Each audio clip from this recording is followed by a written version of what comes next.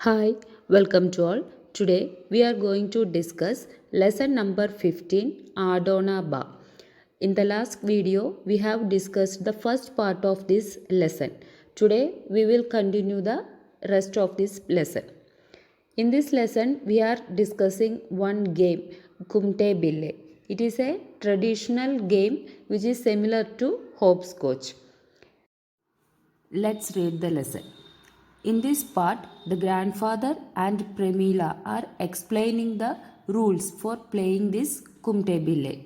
So they are teaching Kishora how to play this game.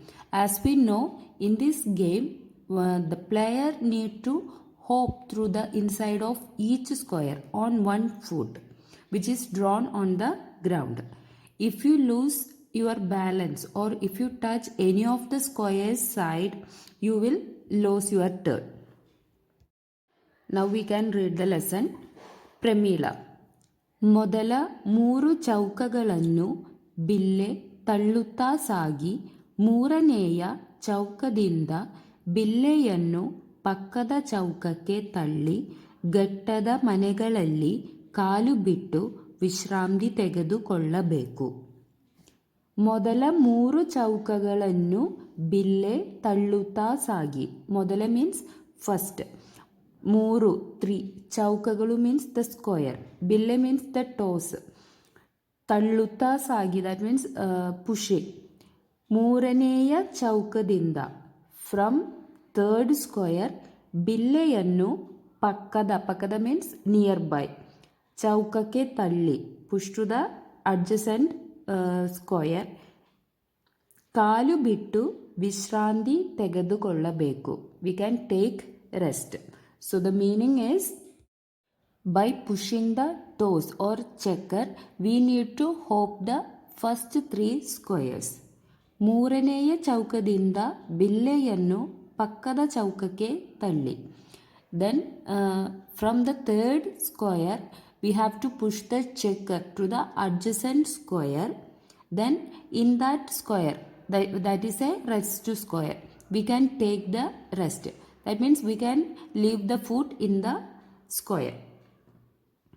ಪಕ್ಕದ ಘಟ್ಟದ ಚೌಕದಿಂದ ಕುಮ್ಟಾತ ಬಿಲ್ಲೆಯನ್ನು ಹಿಂದಿನ ರೀತಿಯಲ್ಲಿ ತಳ್ಳುತ್ತಾ ಹೋಗಬೇಕು. ಕುಮ್ಟಾತ means hopping or limping. Then we need to push the bille to the next side. If we start from right side, we finish the 4 square. Then we need to move to the left side squares. Then we need to play this game in the similar manner on the left side also. ಹಿಂದಿನ ರೀತಿಯಲ್ಲಿ, that means in the previous manner. ಹೇಗೆ ಕುಮ್ಟವಾಗ ದೇಹದ ನಿಯಂತ್ರಣ ತಪ್ಪಿ ಮುಡಿಸಿದ ಕಾಲನ್ನು ಸೆಲಕ್ಕೆ ಊರಿದರು, ಕುಮ್ಟಾತ ಗೆರೆಯನ್ನು ತುಳಿದರೂ out ಆದಂತೆ. So when you are limping, if you lose control of his body and if you touch the line of the squares, you will be out. Pramila ಕೊನೆಯ ಚೌಕಕ್ಕೆ ಬಂದ ಮೇಲೆ, on reaching the last square, ಕೊನೆಯ means last, ಅಲ್ಲಿಂದ ಬಿಲ್ಲೆಯನ್ನು ಅಂಕಣದಿಂದ ಹೊರಗೆ ತಳ್ಳಬೇಕು. On reaching the last square, the toes or the checker must be pushed out of the court. ಅನಂತರ ದೆನ್ ಕೊನೆಯ ಚೌಕದಿಂದ ಹಾರಿ ಆ ಬಿಲ್ಲೆಯನ್ನು ತುಳಿಯಬೇಕು. Then we need to jump from the last square and we have to step on that toes. ಅಲ್ಲಿಗೆ ಒಂದು ಸುತ್ತ ಮುಗಿದಂತೆ. There we can say that one round is over. ಅಜ್ಜ ಎಚ್ಚರವಿರಲಿ, ಹಾಗೆ ಕೊನೆಯ ಚೌಕದಿಂದ ಬಿಲ್ಲೆಯನ್ನು ತಳ್ಳಿದ ಮೇಲೆ ಅವನ್ನು ಹಾರಿ ತುಳಿಯದಿದ್ದರೆ ನೀನು ಔಟ್ ಆದಂತೆ. ಎಚ್ಚರವಿರಲಿ, ದಟ್ ಮೀನ್ಸ್ ಬಿ ಅಲರ್ಟ್. ಹಾಗೆ ಕೊನೆಯ ಚೌಕದಿಂದ ಬಿಲ್ಲೆಯನ್ನು ತಳ್ಳಿದ ಮೇಲೆ, after pushing the toes from the last square, ಅವನು ಹಾರಿ ತುಳಿಯದಿದ್ದರೆ, that means if he does not jump on that toes, ನೀನು ಔಟ್ ಆದಂತೆ, ಯು ವಿಲ್ ಬಿ ಔಟ್.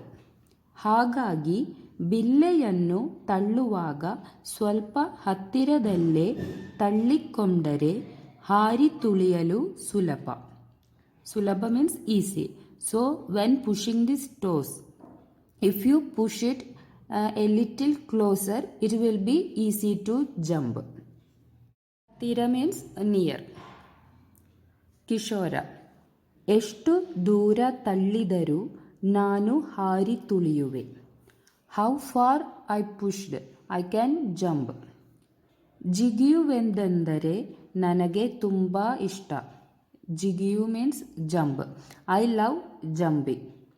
ಸರಿ, ಈಗ ನನಗೆ ಆಟದ ವಿಧಾನ, ನಿಯಮ ತಿಳಿಯಿತು. Okay, now I know the rules of the games. ಈಗ ಆಟ ಆಡಲೇ ಅಜ್ಜ. Now we can play the game grandpa. ಅಜ್ಜ, ಗ್ರ್ಯಾಂಡ್ ಫಾದರ್. ಸರಿ, ಓಕೆ. ಮೊದಲು ಅಂಕಣದ ಮುಂದೆ ನಿಂತುಕೋ. ಮೊದಲು ಫಸ್ಟ್ ಅಂಕಣದ ಮುಂದೆ ನಿಂತುಕೋ. Stand in front of the column or court. ಬಿಲ್ಲೆಯನ್ನು ಬಲಭಾಗದ ಮೊದಲನೆಯ ಚೌಕಕ್ಕೆ ಎಸೆದು ಸೂಚನೆಯಂತೆ ಆಟ ಮುಂದುವರೆಸು. ಬಿಲ್ಲೆಯನ್ನು ಬಲಭಾಗದ ಮೊದಲನೆಯ ಚೌಕಕ್ಕೆ ಎಸೆದು, ಎಸೆದು ಮೀನ್ಸ್ ಥ್ರೋ, ಬಲಭಾಗ means right side. Throw the toes to the first square on the right side. ಸೂಚನೆಯಂತೆ ಆಟ ಮುಂದುವರೆಸು.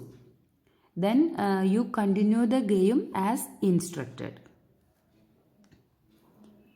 ಅಜ್ಜನ ಸೂಚನೆಯಂತೆ ಕಿಶೋರನ ಬಿಲ್ಲೆಯನ್ನು ಮೊದಲನೇ ಮನೆಗೆ ಎಸೆಯುವನು.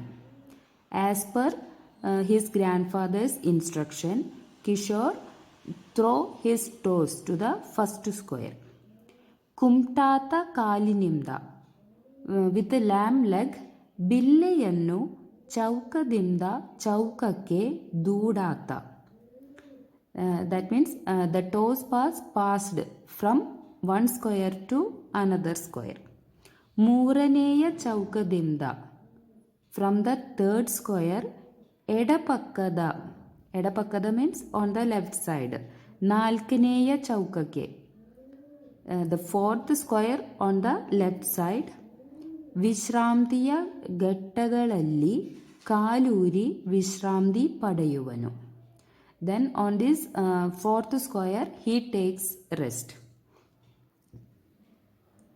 ಮತ್ತೆ ಕುಂಟುಂತ, ದೆನ್ ಅಗೈನ್ ಲಿಂಪಿಂಗ್.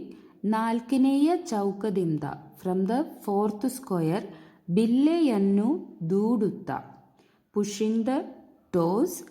5 ಆರನೆಯ ಚೌಕಕ್ಕೆ ಬಂದು, he came across 5th and 6th square. ಅಲ್ಲಿಂದ ಹೊರಗೆ ದೂಡಿ, from that square he throw the toes to the out of this court. ಜಿಗಿದು ಬಿಲ್ಲೆಯನ್ನು ತುಳಿಯುವನು. Then he jump from that square and stamps on the toes. ಅಜ್ಜ, ಬೇಷ್ Kishora. Well done Kishore. ತುಂಬ ಚೆನ್ನಾಗಿ ಆಡಿದೀಯ. You played very well. ಮೊದಲನೆಯ ಸುತ್ತ ಇಲ್ಲಿಗೆ ಮುಗೀತು. The first round is over here. Kishora, ಅಬ್ಬಾ, ಅಂತೂ ಒಂದು ಸುತ್ತ ಮುಗೀತು. Okay, one round is over. ಎಷ್ಟು ಖುಷಿಯಾಯಿತು. I am very happy. ಜೊತೆಗೆ ಸುಸ್ತು ಆಯಿತು. Also I am very tired. ನೋಡಿದೆಯಾ, have you scene?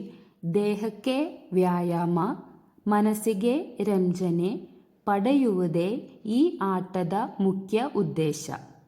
So the main purpose of this game is ದೇಹಕ್ಕೆ ವ್ಯಾಯಾಮ, ಎಕ್ಸಸೈಸ್ ಟು ಅವರ್ ಬಾಡಿ, ಮನಸ್ಸಿಗೆ ರಂಜನ, entertainment for our mind. Kishora, ಮುಂದೆ ಹೇಗೆ ಆಡುವುದು? Next how to do? How we can play. ಅಜ್ಜ, ಹೇಗೆಯೇ ಎರಡನೆಯ ಚೌಕದಿಂದ ಆರಂಭಿಸಿ ಆಟವನ್ನು 6ನೆಯ ಅಂಗಣದವರೆಗೂ ಮುಂದುವರಿಸಬೇಕು. However, next we have to start from the second square and the game should continue till the 6th square. ಮಧ್ಯ ಸೂಚನೆ ತಪ್ಪಿದರೆ ಔಟಾದಂತೆ. If you miss the instructions, you will be out. ಆಗ ಇನ್ನೊಬ್ಬರು ತಮ್ಮ ಆಟವನ್ನು ಆರಂಭಿಸುತ್ತಾರೆ. Then if you are out, then other player will start their game. ಹೀಗೆ ಸರದಿಯ ಮೇಲೆ ಆಡಿ. So the players need to play in turn. ಯಾರು ಮೊದಲಿಗೆ ಆಟವನ್ನು ಮುಗಿಸುತ್ತಾರೋ, whoever finish the game first, ಅವರು ಗೆದ್ದಂತೆ, they will win. ಈ ಆಟವನ್ನು ಬೇರೆ ಬೇರೆ ಕಡೆಗಳಲ್ಲಿ, this game is played in different place, ಇನ್ನೂ ವಿಭಿನ್ನ ರೀತಿಯಲ್ಲಿ ಆಡುತ್ತಾರೆ.